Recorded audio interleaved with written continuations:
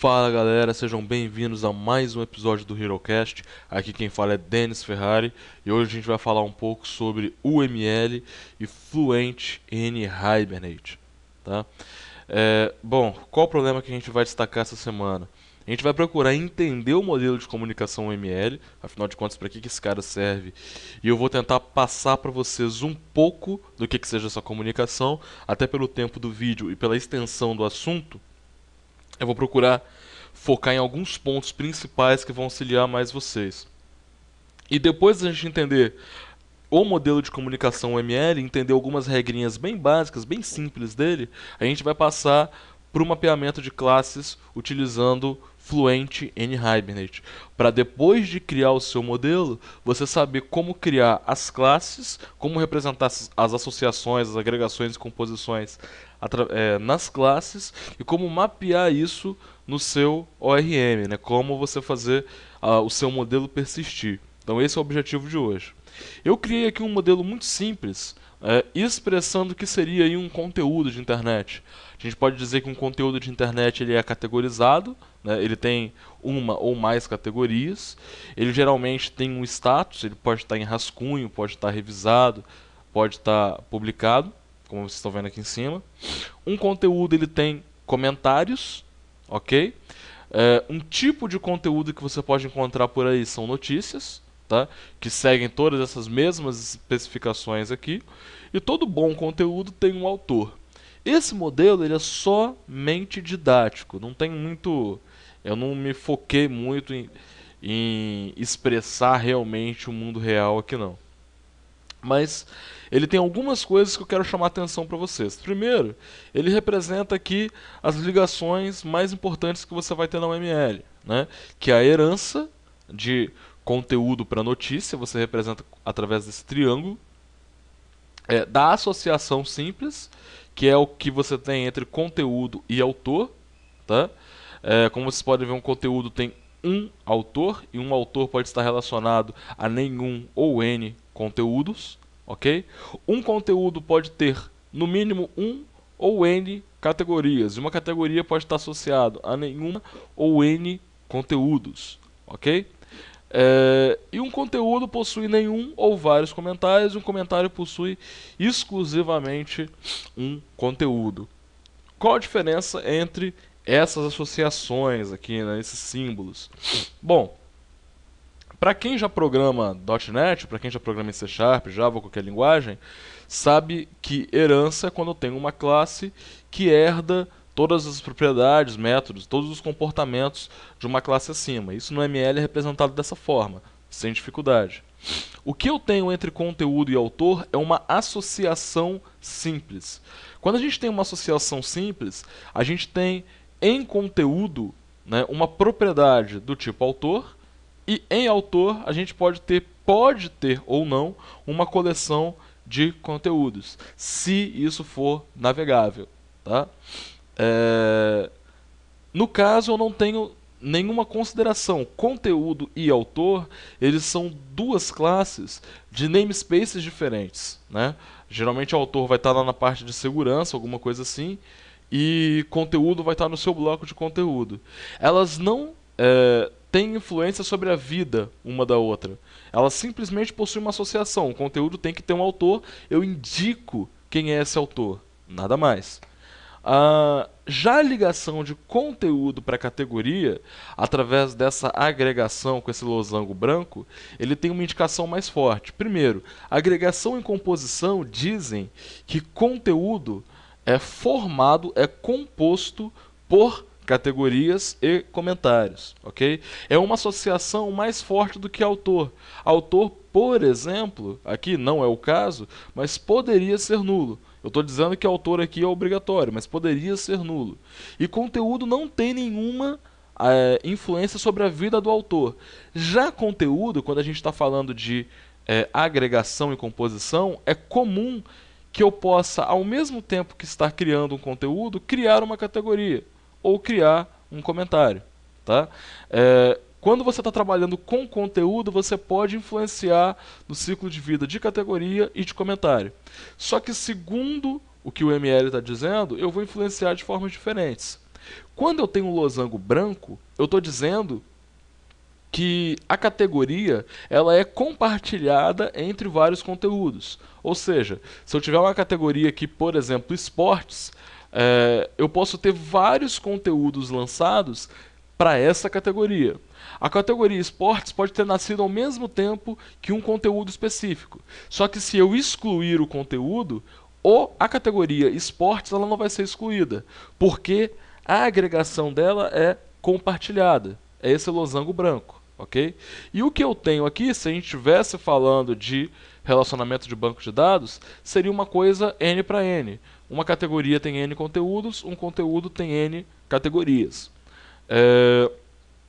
Quando eu olho para o lado de comentário, quando eu excluir um conteúdo, esse losango negro indica que os comentários vão ser excluídos junto com ele.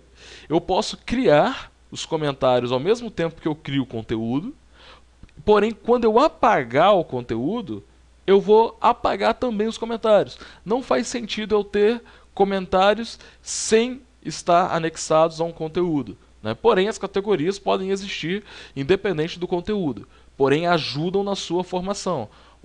Um conteúdo depende de uma categoria para existir num contexto. Tá?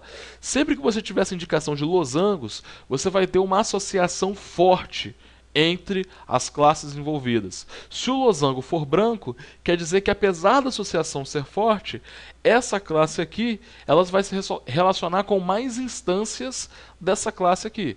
Uma categoria pode ter N conteúdos. Agora, se eu tenho um losango negro, indica que um comentário tem uma associação forte com o conteúdo, porém, ele vai se relacionar com uma única instância de conteúdo. Se eu tenho lá uma determinada notícia, vamos pensar, e as pessoas colocaram comentários naquela notícia, se eu apago aquela notícia, automaticamente os comentários vão embora junto. É isso que esse modelo está querendo dizer. Quando você vê uma associação para um enumerador, não quer dizer muita coisa. Quer dizer simplesmente que aqui em conteúdo eu vou ter uma propriedade do tipo do enumerador. Nada demais. Então, eu vou colocar aqui embaixo para vocês, na descrição do post, um material sobre o ML, um material bacana para vocês darem uma olhada. Só que essas são as principais associações que você vai ver por aí. Herança, associação simples, tá? Agregação e agregação no caso compartilhada, e composição exclusiva, tá? Agora o que a gente vai fazer? A gente vai pegar esse modelo e traduzir esse modelo em código. Antes disso, a gente vê em fóruns e listas muitas discussões se o ML é válido, se o ML não é válido. Eu não vou entrar nessa discussão santa, eu acho que não vai levar a lugar nenhum.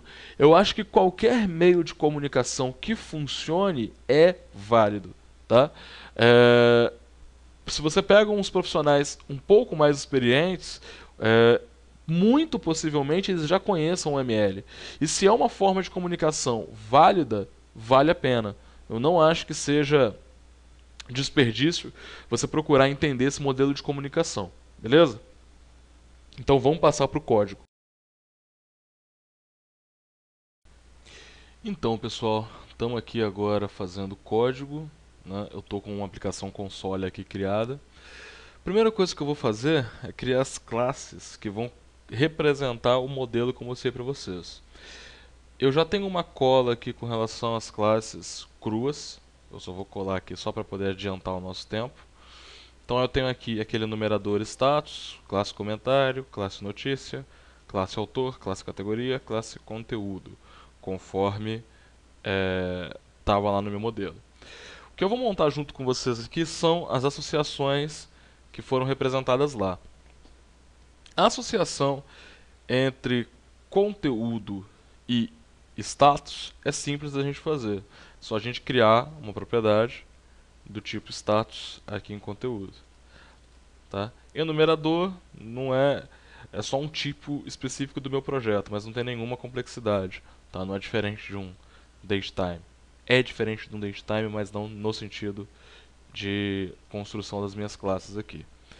Bom, na classe Se a gente for olhar agora categoria e conteúdo, a gente tem que lembrar que existe uma relação N para N, né? Um conteúdo possui N categorias, uma categoria possui N conteúdos. Então eu posso fazer dessa forma. Eu vou criar uma propriedade em conteúdo aqui chamada categorias, tá? E o tipo dessa propriedade vai ser um ilist de categoria, tá? Poderia ser um enumerable também, mas não vou me aprofundar nesse assunto agora, né? Então, em conteúdo, eu vou ter uma lista de categorias, né?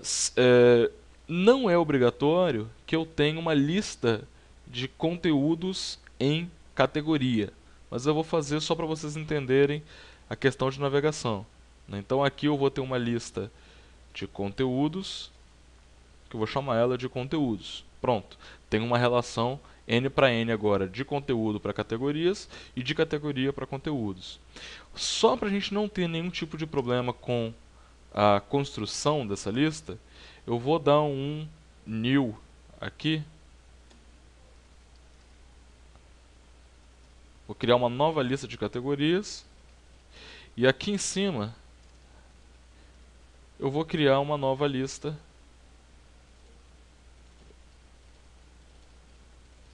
de conteúdos. Assim, a minha lista ela não vai estar nula quando eu tentar acessar após criar o objeto, tá? É só uma questão de facilitar a utilização aí da classe. Bom, a associação entre o conteúdo e categoria no quesito código é isso, tá? Vai mudar no... A gente vai ter mais uma consideração quando eu estiver mapeando a classe. Mas no que diz respeito à construção da classe é só isso. Bom, tenho aqui a classe autor, né, que não sei se vocês se recordam, mas autor e conteúdo têm uma associação 1 para N.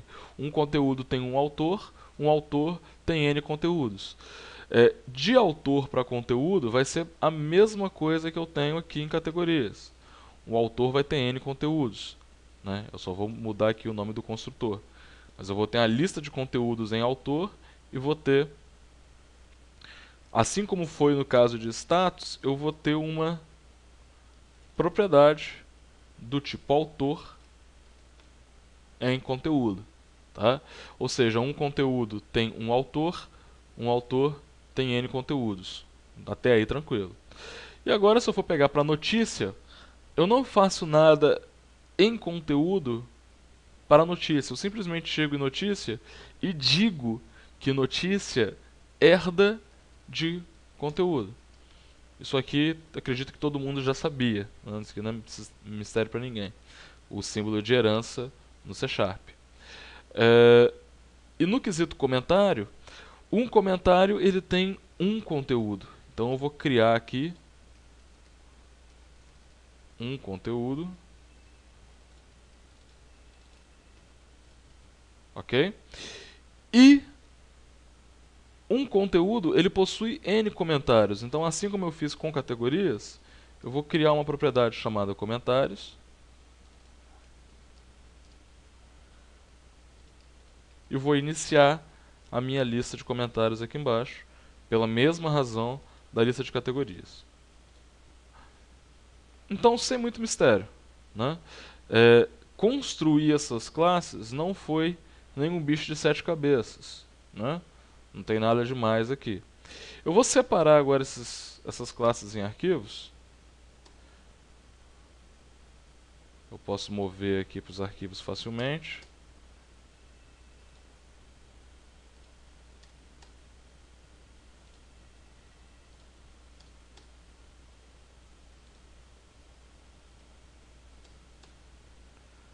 Pronto. Opa, faltou notícia. Aqui. Beleza. E agora o que eu vou fazer? Com as classes devidamente criadas, cada uma com as suas propriedades que representam um modelo, eu vou agora trabalhar no mapeamento dessas classes com o Fluent N Hibernate. Para você adicionar o Fluent, basta você pode utilizar o NuGet, tá? Eu já instalei ele aqui, só você procurar Fluent N Hibernate aqui nos pacotes online. Fluent N Hibernate. Aqui. E ele já vai instalar, ele já vai se instalar e instalar as dependências do N-Hibernate que ele precisa para funcionar. Então, vocês podem só adicionar aqui que já vai funcionar tranquilo. Como eu já adicionei, agora eu vou representar os mapeamentos que eu vou ter que fazer em cada classe. Eu não preciso fazer nenhum mapeamento com o status, porque ele é um enumerador, né? Ele está fora do jogo aqui. Vou fazer agora o mapeamento da classe comentário, que é uma classe simples, só tem uma única referência aqui. O que acontece? Para fazer o mapeamento, eu vou criar uma classe que ela segue uma convenção. Tá? Geralmente é o mesmo nome da classe que ela está mapeando, seguido do sufixo map. E ela vai herdar de uma classe chamada classMap. Ok? Esse classMap tem que receber o tipo que está sendo mapeado, que é, no caso, o tipo comentário. E aqui, no construtor dessa classe, é que eu vou colocar as diretivas de mapeamento da classe comentário. Aí entra algumas considerações, né? Vocês viram que no modelo eu não representei chaves, porque chaves é uma coisa de banco de dados, né? Só que, como eu falei num vídeo anterior, a minha camada de persistência ela influencia no como eu escrevo as minhas classes, não no modelo, mas na forma como eu represento esse modelo em código. Então, a primeira coisa que eu deveria fazer aqui é especificar a minha chave. Qual é a minha chave?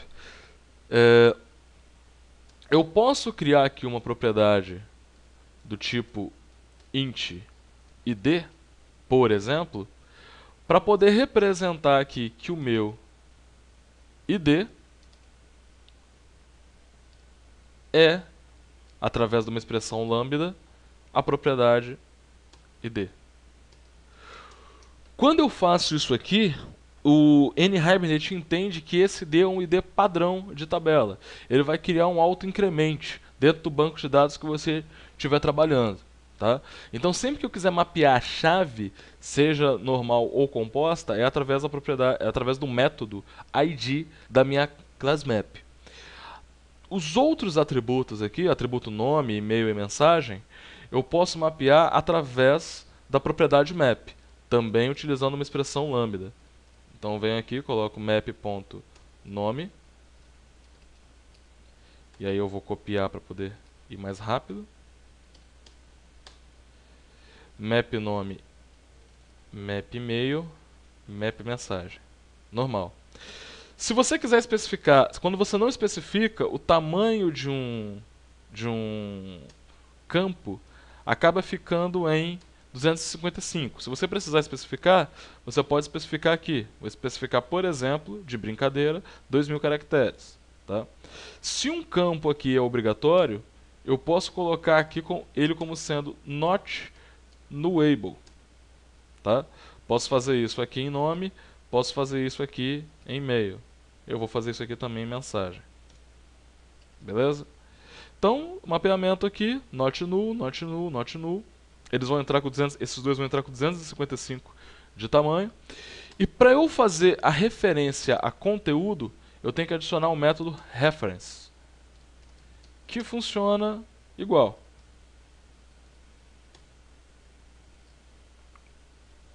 Tá?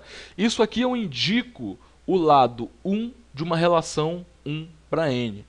Tá? Através do método references, eu indico o lado 1 de uma relação 1 para n. Tá? Já está mapeado. O mapeamento fluente ele é muito bacana porque ele é código, ele não é XML. Né? E eu posso utilizar todos os artifícios de código, de versionamento que eu teria aqui para uma classe convencional. Geralmente a gente deixa as classes de mapeamento separadas. Eu vou deixar aqui porque não vem ao caso agora.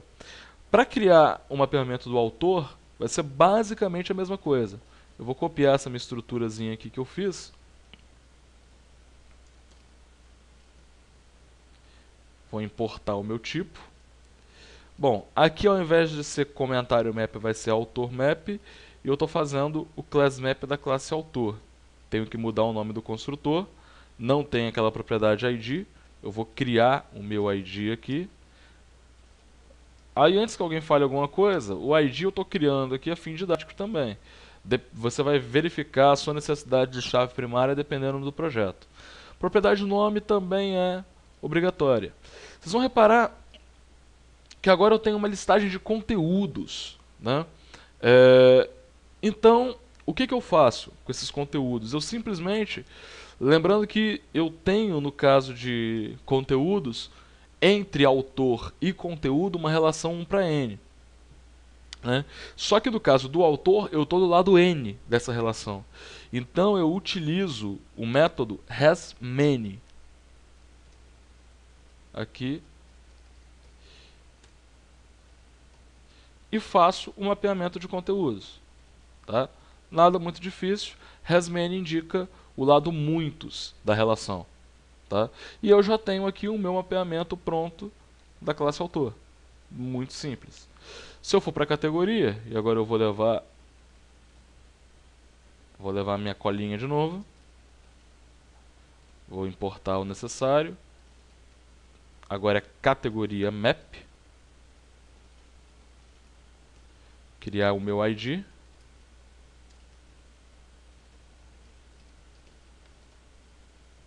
Bonito. Nome obrigatório. Eu vou copiar aqui a questão da descrição.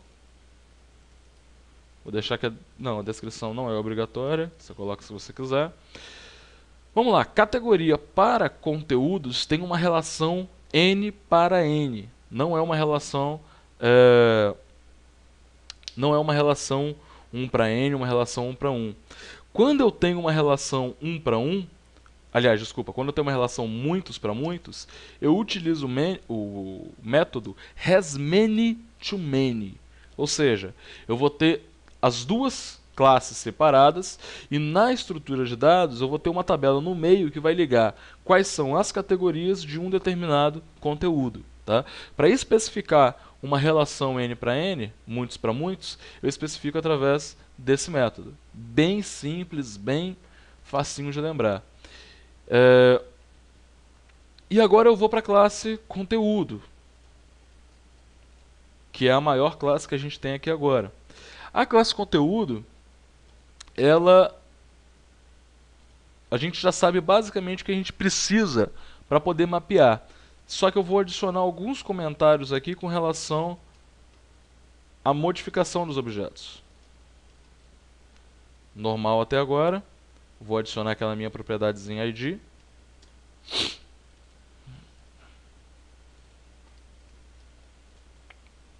Normal.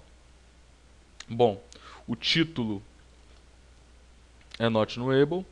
O corpo, eu vou mapear ele aqui. Aí vem a primeira pergunta, né? Como é que eu faço para mapear enumerador? Enumerador você vai mapear do mesmo jeito como se você estivesse mapeando qualquer outro tipo de classe. O NHibernate ele já vai entender isso aqui.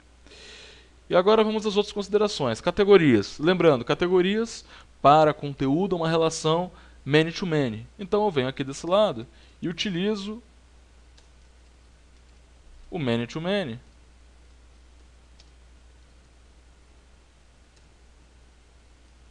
Para poder representar a minha categoria, representar a minha associação.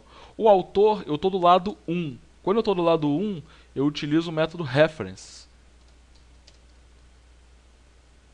Aqui, para poder fazer um mapeamento. E no caso de comentários, eu estou do lado N, né? Um autor tem vários comentários. Desculpa, um conteúdo tem vários comentários. Então, eu vou utilizar aqui o hasMany. Tudo que a gente já tinha visto mapeando as outras coisas. Comentários aqui. Beleza. Com isso, a minha classe conteúdo ela estaria mapeada. Tá? Só que existe uma consideração aqui com relação ao ciclo de vida. Lembrando que aqui a gente tem uma associação simples no autor, tá? Uma agregação compartilhada em categorias, né? E uma composição exclusiva em comentários. Então o que eu vou fazer? O que diferencia isso? Quando eu estiver trabalhando com o autor ele já deve existir para poder criar um conteúdo. Eu não vou criar um autor juntamente com o conteúdo. E a partir do conteúdo, eu não vou realizar nenhuma alteração no autor. Então, eu posso especificar aqui nas opções em cascata que quando eu estiver alterando a classe conteúdo, nada vai ser feito com o autor. Tá? Eu não posso executar operações de alteração, exclusão, criação com o autor. O objeto autor ele já tem que ser um objeto persistido e ele vai ser simplesmente anexado ao conteúdo. Eu não faço edições aqui no autor. Tá? Quando a gente passa para categoria, lembrando que categoria é uma agregação compartilhada, eu vou ter uma consideração aqui na cascata. Eu posso colocar uma operação em cascata como save ou update. Ou seja, o save ou update vai me permitir criar categorias ao mesmo tempo que eu crio o conteúdo propriamente dito. Quem trabalha aí com qualquer CMS web sabe que isso é possível. Eu posso criar tags e categorias ao mesmo tempo enquanto eu estou criando o meu post, o meu conteúdo. Só que quando eu for apagar um conteúdo, as categorias elas não vão ser influenciadas. As categorias elas vão continuar existindo, independente do conteúdo ser excluído. Já em comentários, que é uma coisa exclusiva, eu vou utilizar uma configuração de cascata como how.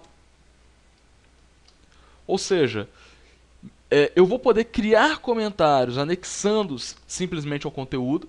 Para criar comentários eu vou criar e anexar ao conteúdo. Né? Só que quando eu deletar o conteúdo, eu também quero deletar os comentários. Né? Ou seja, se a gente for pegar numa escala aqui, eu tenho 3 níveis de alteração nessas configurações em cascata. No caso do autor, ele não sofre nenhuma modificação em referência ao conteúdo. No caso das categorias, ele sofre atualização. Eu posso atualizar ou criar uma categoria a partir de um conteúdo. E no caso do comentário, eu posso criar, alterar e excluir os comentários a partir do conteúdo. Então eu tenho 3 níveis de permissão de alteração de outras classes a partir da minha classe central, que é a classe conteúdo. Tá?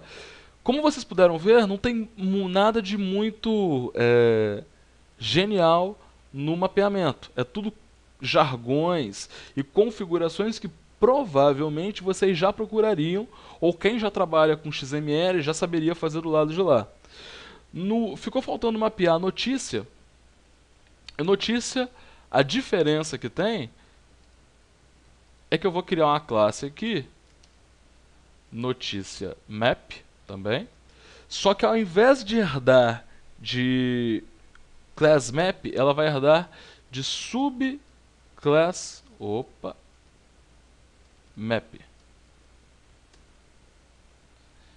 para notícia. E pronto, tenho a minha notícia mapeada. Tá? Sempre que eu estiver trabalhando com uma herança, eu trabalho com o subclass map, eu não trabalho com o class map. É só isso que diferencia o trabalho de um para o outro. E a configuração de composição de chaves, como que essa herança vai ser trabalhada, seria configurada aqui em conteúdo. Eu não vou me ater a isso agora, depois eu posso fazer um episódio específico sobre essas configurações, ou colocar um conteúdo no blog complementar. Mas para você trabalhar com herança, basta você trabalhar com subclass.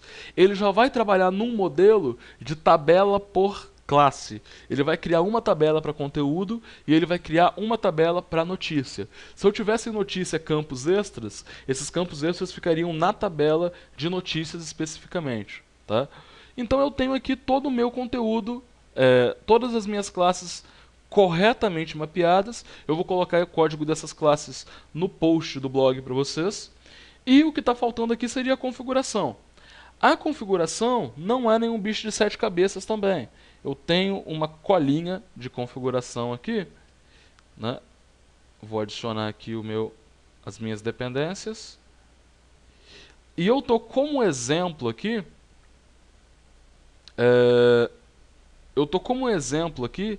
colocando, deixa eu só colocar aqui uma Session Factory, beleza? Isso aqui é a configuração Fluent.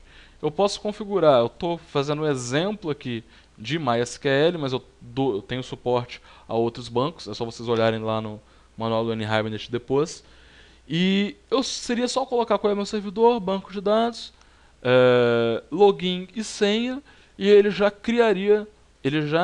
conseguiria conectar, carregar os mapeamentos a partir de um assembly. Vocês podem ver que na configuração, eu estou dizendo aqui que os mapeamentos vêm do mesmo assembly do tipo categoria map.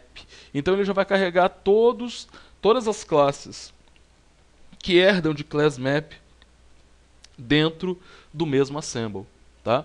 Então fica aí a dica para vocês vendo que não é muito difícil. Eu vou deixar os códigos disponíveis no post do blog.